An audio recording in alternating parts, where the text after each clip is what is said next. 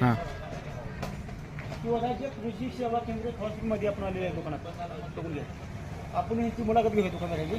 कोणती कोणती बियाणे व औषधे आहेत ते बघून घेऊया. चला आपण आता यांची मुलाखत घेऊया.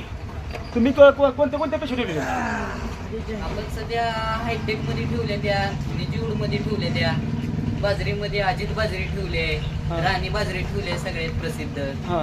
त्यानंतर ना बायोसीड मध्ये पण सगळं वाण आहेत आपल्याकडे. त्यामध्ये सगळे जवळपास टाटामध्ये टाटाचं आहेत, अजित सीडचं आहेत, देहातचं आहेत, डिकाल्बचं आहेत.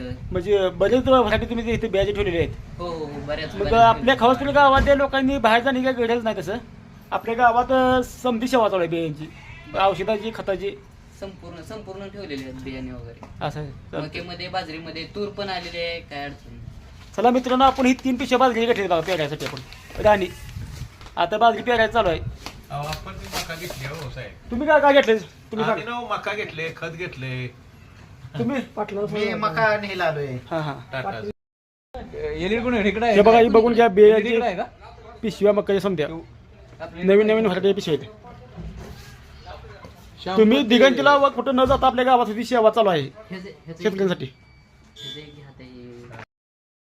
कंस मोडल्याच्या नंतर आपण मुरघासासाठी सुद्धा याचा उपयोग करू शकतो. पूर्णपणे हिरवा चारा असल्यामुळे मुरघास चांगला होऊ शकतो याचा. आणि दुसरी गोष्ट, याचं कणीस एकदम घट्ट पाला असा, त्यातला पाला एकदम याचं आवरण घट्ट असल्यामुळे आणि चाऱ्यासाठी त्या ठिकाणी कॉप्सेल पिशव्यासाठी उपलब्ध झालेले आहेत. कॉप्सेल कंपनीनं आपल्याला लागवड कशी करायची हे दाखवून दिलेलं आहे. 2 बायला 2 फूट अंतर 2 ओळख्यामध्ये आणि 2 भरपूर भेटते. त्याचं उत्पन्न एकरी 40 क्विंटल